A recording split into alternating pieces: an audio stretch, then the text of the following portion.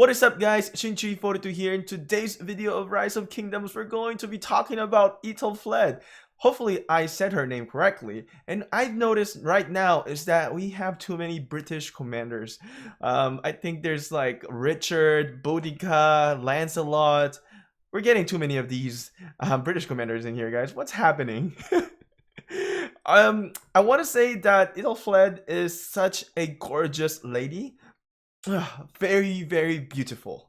And you can just see, oh my god, she is, I mean, if this is what she looks like in real life when she was still alive, she is gorgeous. And guys, you need to be careful. She is a redhead. She will probably most likely have a temper. But she can handle pain, and watch out because she may take your soul for a spin. But in this video, we're going to talk about this commander, how we are going to utilize her. So we're going to talk about how we're going to pair her up with another commander. And also, we're going to talk about what talent we should build her to. And we're also going to dive down into her skills. So she's got some really great skills, and I'm very excited to talk about them. Anyway, guys, if you guys want to see more Rise of Kingdoms commander contents, subscribe to this channel. Turn the notifications on, and don't forget to give me that Æthelflæd love by clicking that thumbs up.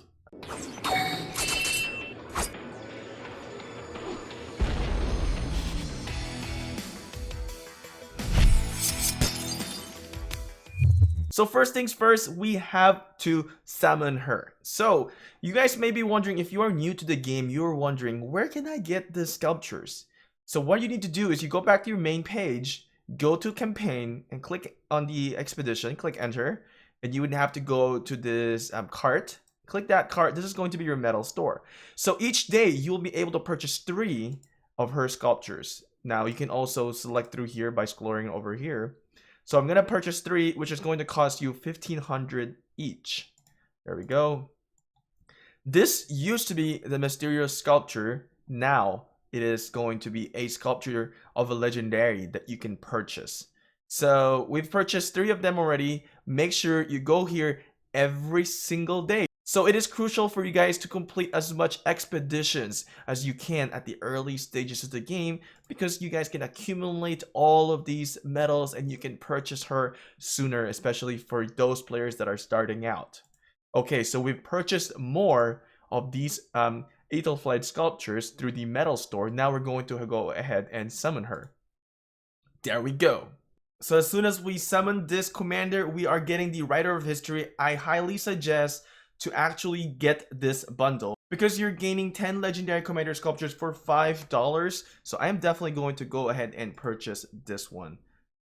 All right, so we have a Google Play balance also with $1.37. We're gonna go ahead and use that. So we're gonna go and purchase that now and gain more legendary commander sculptures. So my suggestion for you guys, if you guys are paying already, really purchase these bundles. And if you're free to play, if you know, can switch and get that 10 legendary commander sculptures, it will definitely help out. Now I would not use those commander sculptures that we just purchased, those universal, into Æthelflæd, because we can get her sculpture and use those sculptures that we get from the expedition and invest that into her. So make sure you guys aren't spending those legendary commander sculptures that are universal to Æthelflæd. Okay, so to kind of understand how this Arrow of Iron works, we're going to defeat a barbarian. So I put a bunch of archers there because I have a good archer buff, and we're gonna see how this thing is going to work, and we're gonna dive down into the battle logs, because one thing was bothering and confusing me is the wording that they used.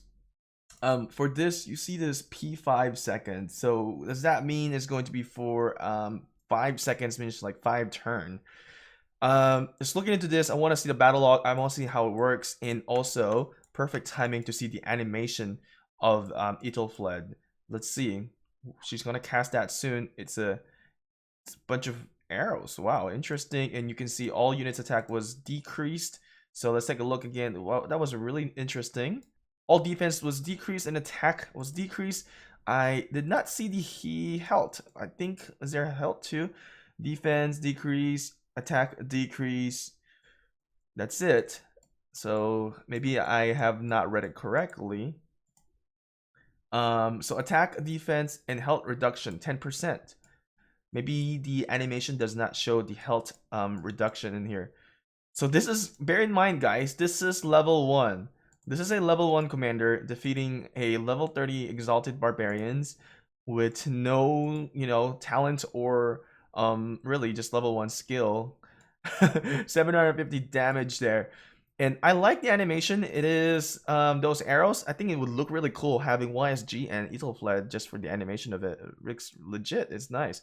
I don't see the health decrease though, so we're gonna dive down to battle log and we have to see that decreasing as well. But what I mean by that decreasing, I want to see that arrow down, all health, yeah, all units health down, right? That reduction. So we didn't see that through the animation.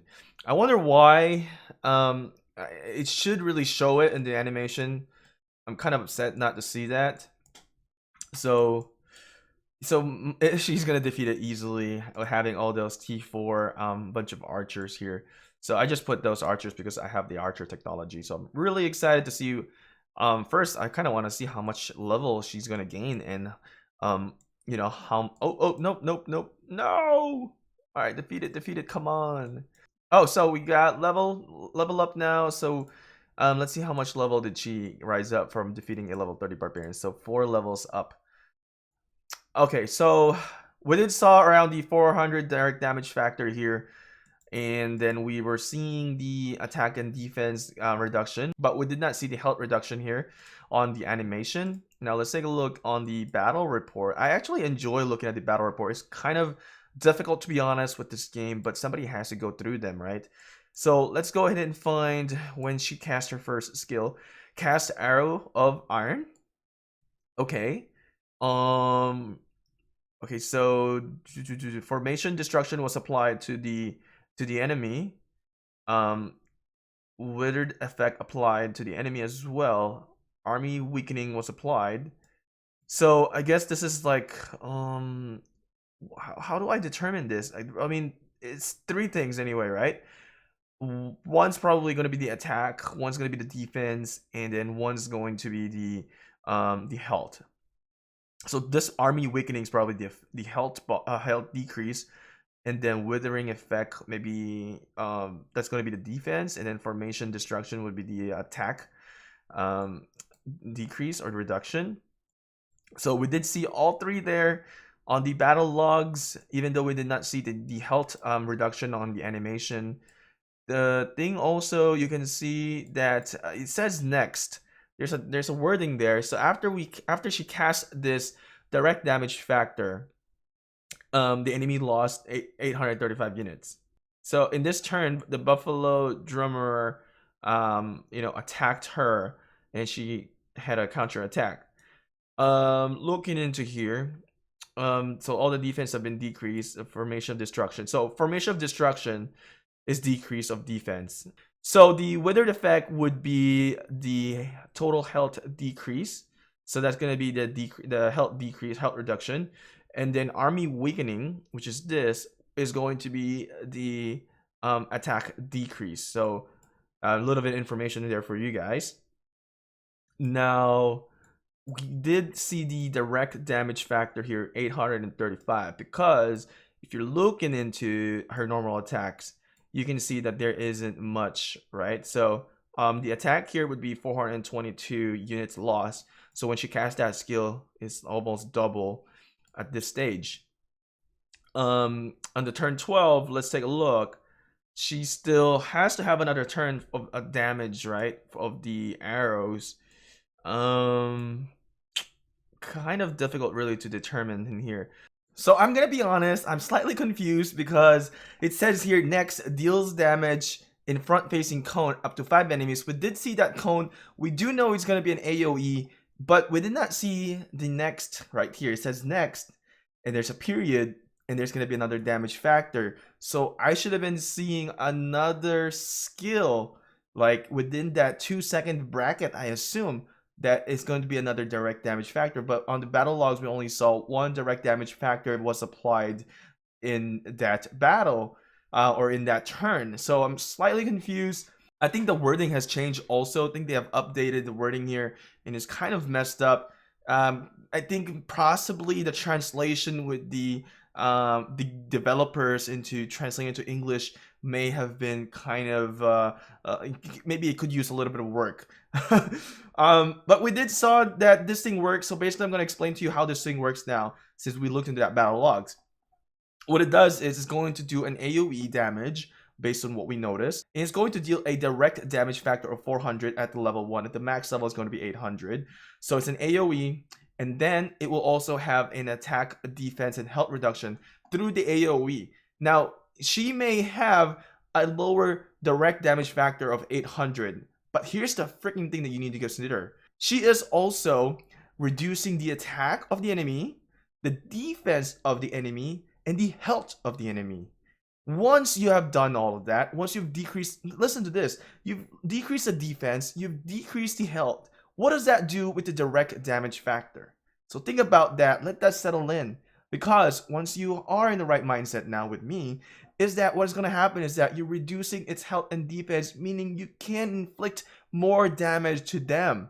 Their defense are down. When they're going to hit you back with that attack reduction of 30%, that's a massive reduction. So basically, while this skill is on effect, their attack is only going to be 70%. That's massive. And then you're inflicting them more because their defense and then their health is down. So there's a meow there on the last part. I apologize for that, but it's probably gonna be funny because every time I play that, it triggers my cat. So he looks at me and like, what the hell? So it's probably gonna trigger also your cats if you guys do have cats. And I'm sure we have some cat lovers in this channel that are watching the videos. So Chandra's Force. What this does is when you're hitting an enemy, the enemy is going to hit you back by counter attack. So that counter attack is going to be reduced up to 20%.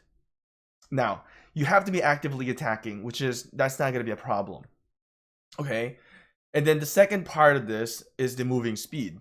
Now, this is a great skill because it counters cavalry units. It says here, cavalry marching speed reduction up to 50%. And then the other type of units, it's going to be up to 30%. So if it's going to be mixed troops, it's going to hit that 30%.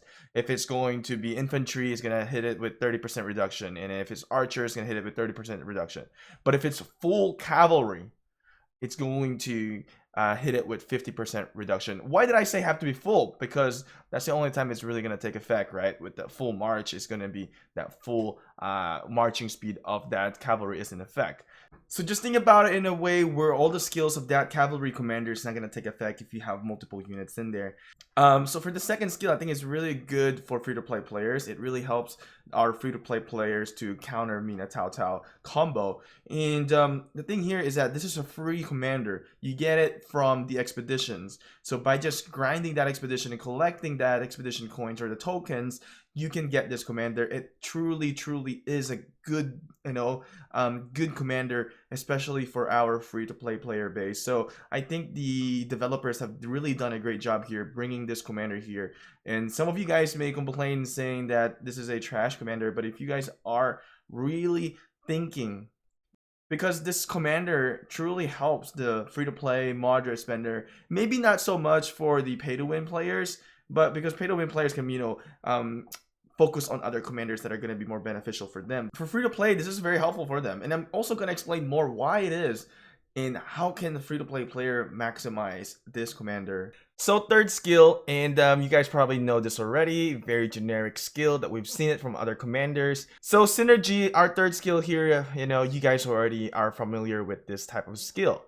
Increasing the bonus damage to barbarians, and then you also gain experience bonus up to 35%. Very good for defeating barbarians, and if you're doing some rally for the fort, you're gonna just have that bonus damage to barbarians. You're not gonna get any experience points when you're using this commander to rally a barbarian fort. It's still really good, and it's very helpful again for free-to-play players. And also, which is good to supplement for pay-to-wins as well, because then if they don't want to keep buying that Living Legends bundle to buy the books, they can just grind and use this commander. So right now, I think in the game, you will have about total of 3 commanders that are going to boost experience points or experience bonus. It would be Æthelflæd, Lohar, and then Boudica. So she is the only legendary commander that is actually going to give some experience bonus, and I don't think Minamoto have that either, nor Tao Tao. Right, so this is going to be bonus damage to barbarians. This one is 50%. But think about it though. She using her with as a legendary commander, right? You're going to be, leveling up anyway. And if you're a free-to-play player, I really suggest that you really invest on her because that's a free legendary commander in your account. Where is Tao Tao? So Tao Tao is another peacekeeper commander, and yeah, there is no XP bonus. So that's one thing that I want to mention is that she's quite unique as a legendary commander. Okay, so let's go ahead and talk about the fourth skill, Fortress of Mercia. What this does, based on what I understand, is that whenever she sets a rally, right? When she sets a rally, the person that are going to be joining you guys can bring more troops. Now, the rally capacity is not going to increase. It's only the rallied army. Say you want to join my rally. Let's say I set up a rally as Æthelflæd, and I have a 2 million max capacity of my rally. It's not going to increase that 2 million capacity. What it's going to do is that when you try to join my rally, let's say you have a cap of 200k troops. Now with that 10%, that's going to add about 20k. So now you can send 220,000 troops to my rally. And it's good for like pay to win players that are going to join your rally because then they can bring more, especially if they have T5, they can bring T5 units. So what this does is going to have less players to join your rally, and you can fill it up faster when there's less people that are online. And now the second statement here, when this commander is leading at least 3 different troops types, their damage is increased by 5%. So when she is going to a battlefield with multiple units, and we've seen this already, this type of skill with Hannibal Barca. And you guys are probably familiar with that. And with Hannibal Barca, you can see this here. When there's 3 different types of units, it's going to increase its damage. So it's similar, very, very similar with Æthelflæd. It's going to increase the damage when there is 3 different types of unit, which means you can either have a combination of, infantry, archer, cavalry, or even if you have a siege unit there, it's still going to be more than 3 units or 3 units. If it's going to be like infantry, cavalry, and siege, that's going to increase the damage. And that's a bonus of 20 freaking percent, guys. 20%. I mean, let's take a look at Hannibal Barca. Hannibal Barca is one of those things that you have to purchase and buy. I mean, this thing is only going to give you like 10% bonus damage. So comparison for that, look, it's worth it. It's bang for the bucks, especially for the free-to-play player. Where can you get this, right? It's for free. You just have to, get the expedition tokens, and you just need to grind for that. You don't even need to spend a dime. So it's worth it. I really hate to see people complain about this commander. So the expertise skill here, I think they kind of slack off. It doesn't say expertise. Let's take a look at the other commander. It says expertise here. So her expertise skill here, right? You have to unlock this once you have unlocked every single skills that she has. So you can't even convert any regular sculptures that you have, universal sculptures. So you really have to purchase everything from the expedition. Interesting. So for this expertise skill, right, it deals extra 20% damage to enemies who have been slowed. And why do you want to unlock that? Why do you want to get 4 stars and unlock everything? It's because of this.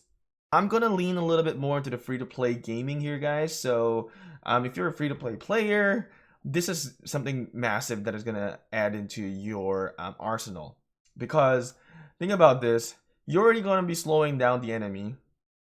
You're reducing their damage, counterattack damage to you. You're already reducing attack, right? And then if you have multiple types of units right here, your damage is going to increase. And especially for free-to-play players, some of the free-to-play really is going to have a hard time trying to hone in and focus on to one specific units, right? So majority of the free-to-play players are going to have multiple types of units, mixed troops, right, when they send their armies.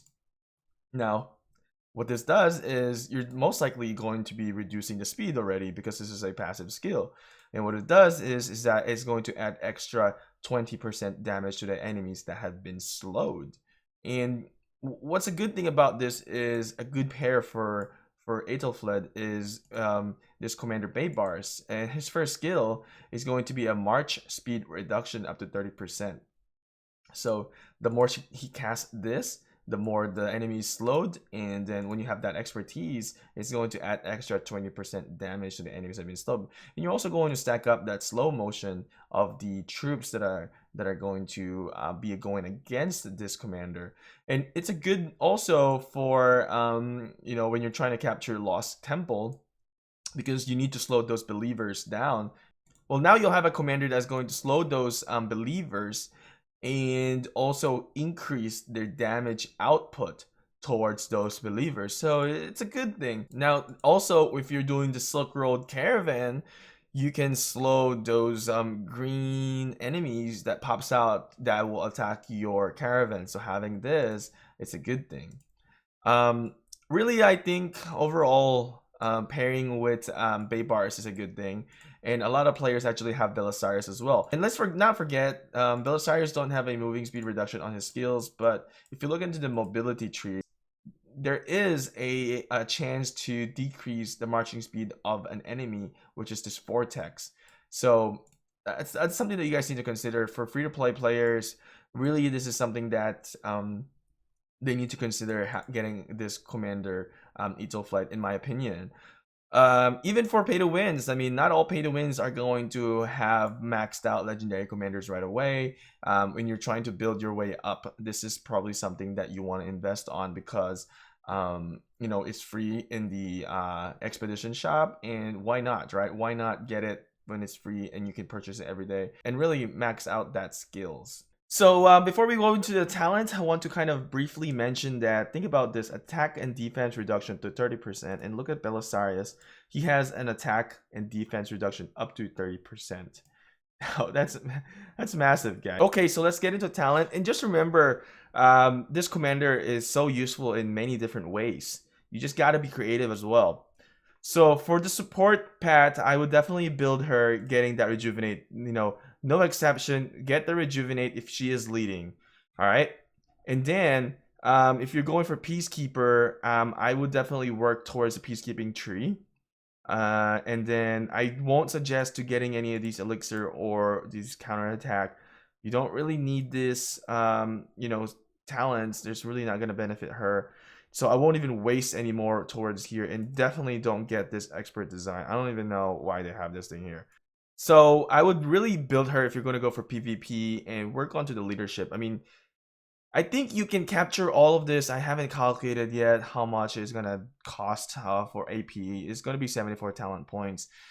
Perhaps you can capture all of this, and I would really suggest get all the arm to teeth and armor to teeth, because if you're sending those, you know, multiple types of units, then you can get bonus damage and defense from here, and then it's going to add up with the skills as well. So definitely my recommendation is get the leadership path, and then get the rejuvenate, and then at least get this marching speed if there's more of this called talent points, right? Let's say you have excess, you can probably you know get this loose formation, reduce skill damage taken by 3%, so make her a little bit tanky. So that's something that I would recommend for you guys. So I think what I'm going to be doing with my account is I'm gonna try to test out with the Aethelflad lead with YSG. So I'm gonna use her first. The reason why I want to use her first is because I want to have that defense and health reduction to be casted first, and then YSG is gonna, you know, shoot those arrows and hit them with that AoE skill with this rain of arrows. Now YSG also has a you know, increasing the active skill damage here. So you know, her skill right now with the Æthelflad is going to also increase with that direct damage factor. So for free-to-play players, you guys can invest on Sun 2 as well, and have Æthelflad lead, and then have Sun 2 as a secondary. And you know, Sun 2 and YSG is pretty much the same. So that's something that you guys can think about. So another thing that I may actually do is pair it up with Cao Cao as well. Cao Cao, remember, Cao Cao has a moving speed reduction here for the first skill. So it's gonna last for 3 seconds. And then you'll have the mobility tree as well that can, you know, supplement that as well. So having that probably is a good thing, you know, with this additional for the marching speed reduction, and then you'll have this extra 20% more damage to the enemies that have been slowed. If I'm doing my YSG, I'm probably gonna do a mixed troop, and then I'm gonna bank on this, you know, bonus damage here for, you know, extra 20%. I'm probably gonna do like 80% archers, 10%, you know, other units, and then another 10%. So basically, 20% gonna be a different type of units that are two kinds. Yeah, I think I'm gonna test those out. I'm gonna see how it works. But I think for the legendary commander pairing would be the best way is using Tao Tao. I don't think Mina would be the best because of the moving speed reduction. I don't think Mina has it, right? Mina don't have that moving speed reduction. So Tao Tao is a good one, and you can also use like Richard here. Richard has a marching speed reduction, right? And then look at this damage reduction as well, 30%, and then you're getting healed. So this is more of a really tanky build and really more of a debuff style. Having Richard and Aethelflad is a good debuff commander to pair up into the battlefield. And remember, this is also a AoE. This is a fan shape area. Think about that. You're doing fan shape area debuff already, and then you know with Richard, and then you're gonna add that Æthelflad as well. You're really contributing a lot into that battlefield. So that's something that you guys probably need to consider. Especially if this is probably good for pay to wins, like because they'll probably have a max Richard. And you know, for free to play, I given you guys some advice there, and also for the pay to wins as well. So I hope this is going to be helping you guys out. I hope that you guys can be successful, and you know, if you guys enjoy the contents that I produce, make sure that you guys subscribe and turn that notification on so you guys aren't missing out. And don't forget, guys, give this video a thumbs up. And I'm gonna tell you guys something really here. You see this help button? I don't think I'm gonna click that. I'll see you guys again on the next video.